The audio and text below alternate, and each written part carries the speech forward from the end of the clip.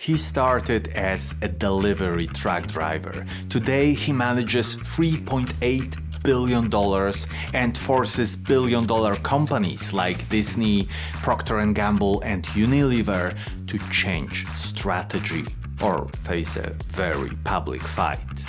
Nelson Peltz is one of the most aggressive activist investors in the world. He buys, gets a seat at the table, and pushes his ideas. And today I am opening his extremely concentrated US stock portfolio, just 8 positions, to understand what he's betting on right now.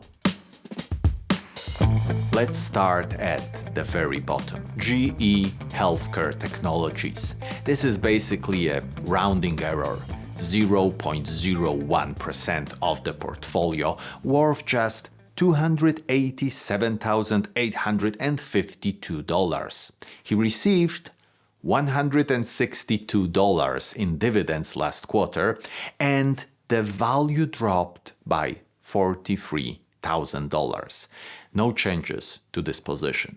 If we look at the investment history, everything seems pretty clear. He owned General Electric, and in 2023 this company was split into 3 different companies. One of them was GE Healthcare Technologies. That's how he got the shares. But as we can see, after a year and a half, he sold almost everything. It looks like Peltz decided it wasn't the kind of business he wanted to stay in. He took his profits and moved on. The only question is why he left this very small position at all. But there is no official statement from him explaining this. His 7th biggest position is a brand new one. He bought 241,000 shares at around $14.95. That is clearly just the beginning. Magnum Ice Cream, yes, the ice cream brand, became an independent, publicly listed company after being spun off from Unilever. And that is very relevant here because Nelson Peltz spent years fighting Unilever. He pushed hard for strategic changes, including breaking up the company or spinning off underperforming divisions. And now one of those divisions, not necessarily an underperforming one, is trading as a standalone stock, and Peltz is buying. This is a tiny position for now, but it is an interesting one to watch. He knows the business, he knows its history, and he clearly sees something worth following. His 6th biggest position is Invesco, the asset management company. It makes up 1.87% of the portfolio, worth $72 million. He received over $600,000 in dividends last quarter, and the value dropped by $5.9 million. And since he did not sell any shares recently, it was all due to a falling price. And the investment history here tells a fascinating story. Peltz bought his first shares in Q2 2020 for around $10. He doubled it next quarter and added even more in Q1 2022 when the price reached $25.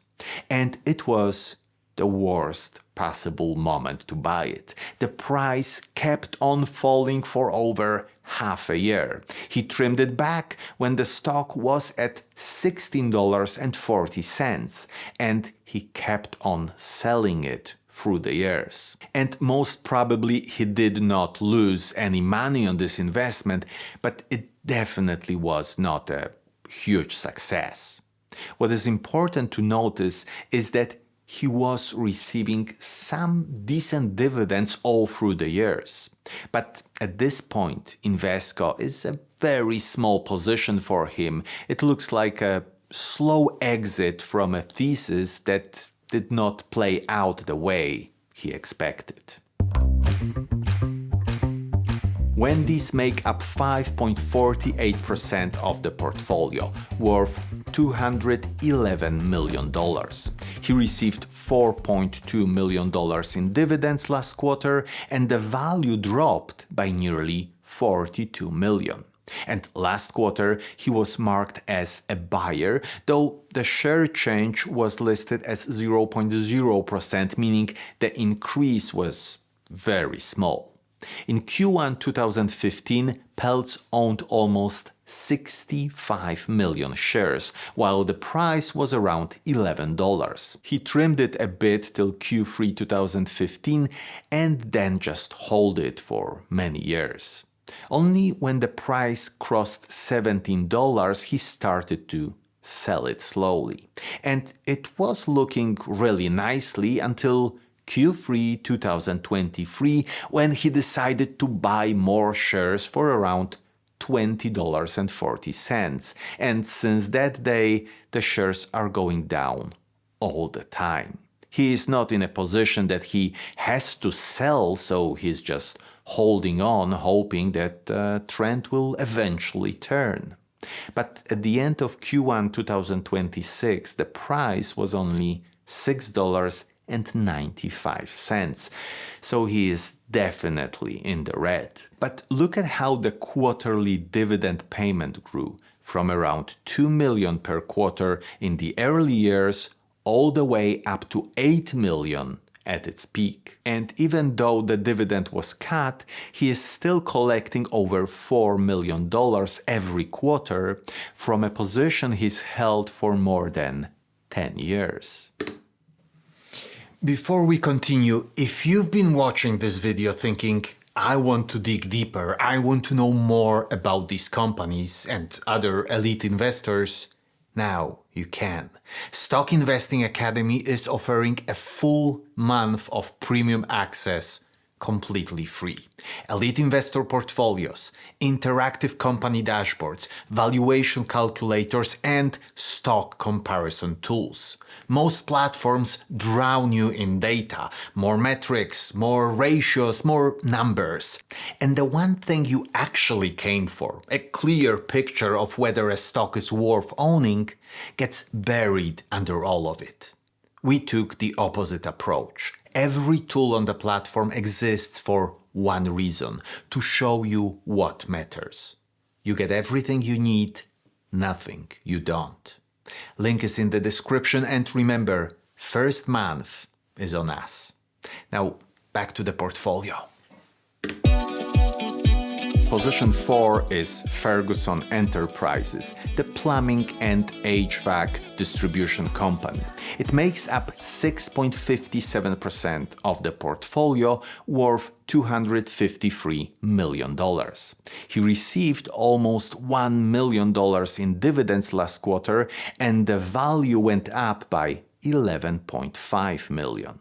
And he's just holding this position. They distribute pipes, valves, fittings, the kind of infrastructure products that keep buildings running. Not exciting, but very steady.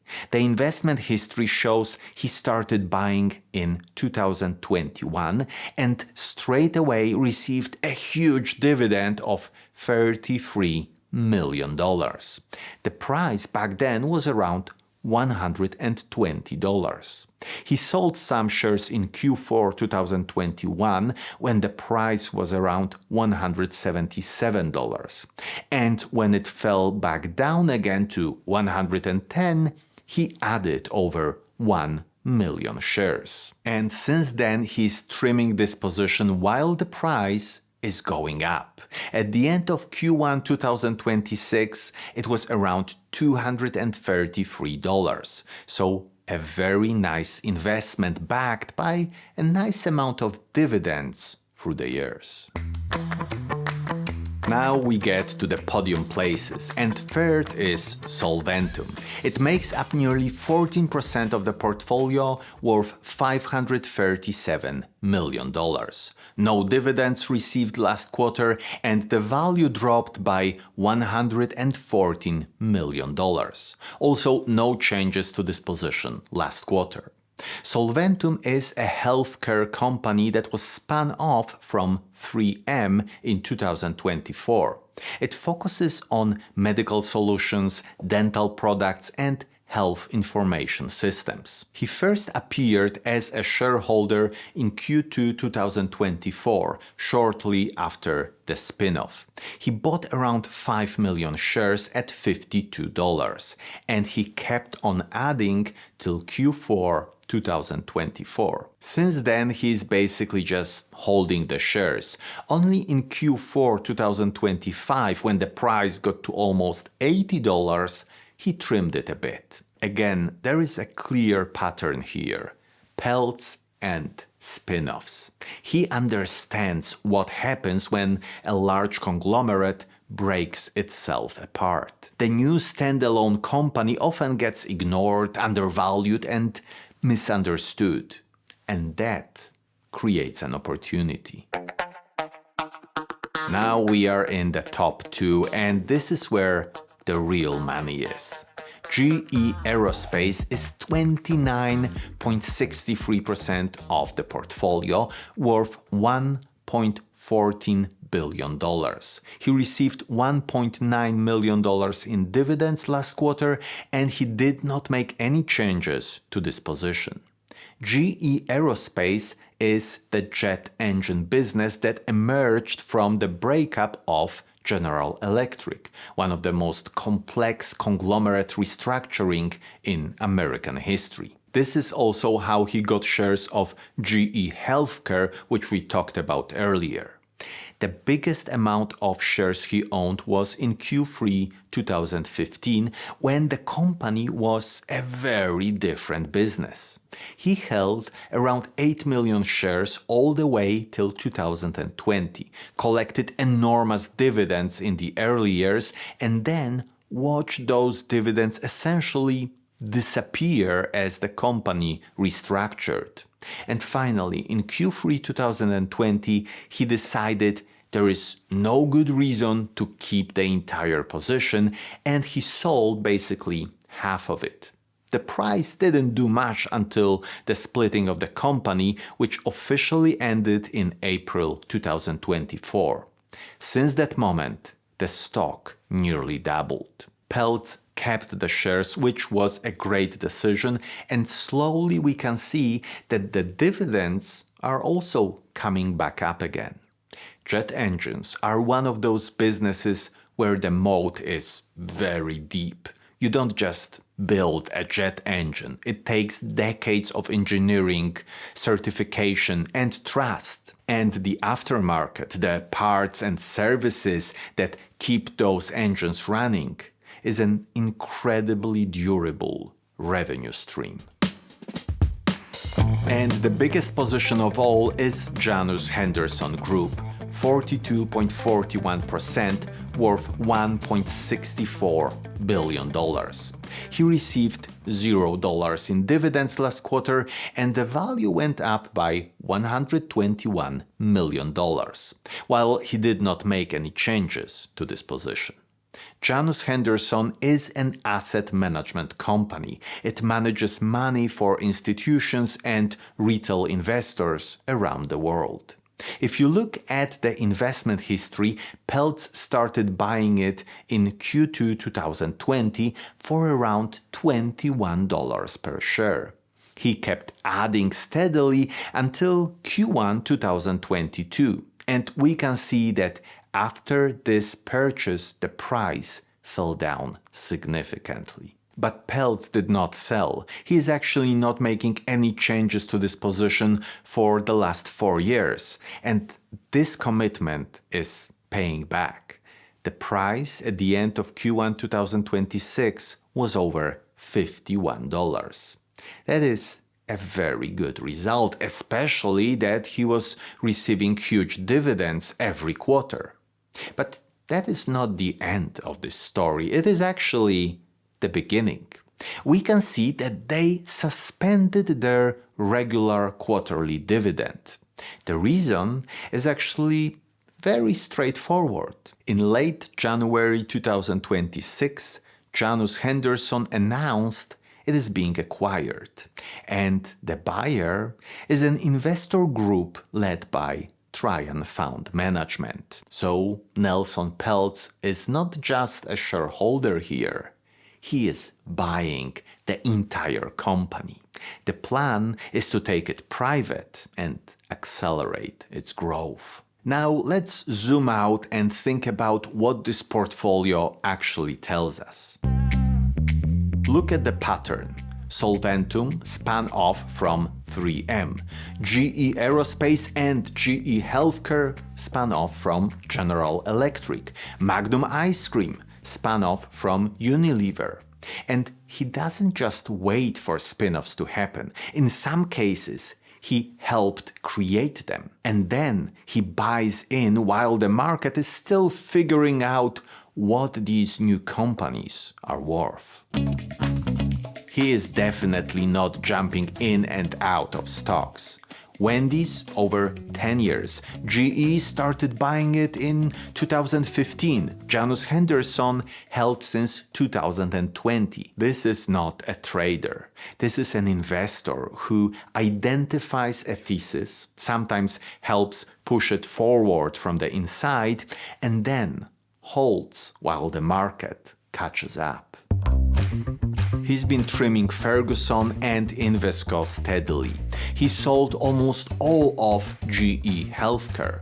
What remains is a portfolio getting more focused every quarter, with Janus Henderson and GE Aerospace making up over 70% of his US portfolio.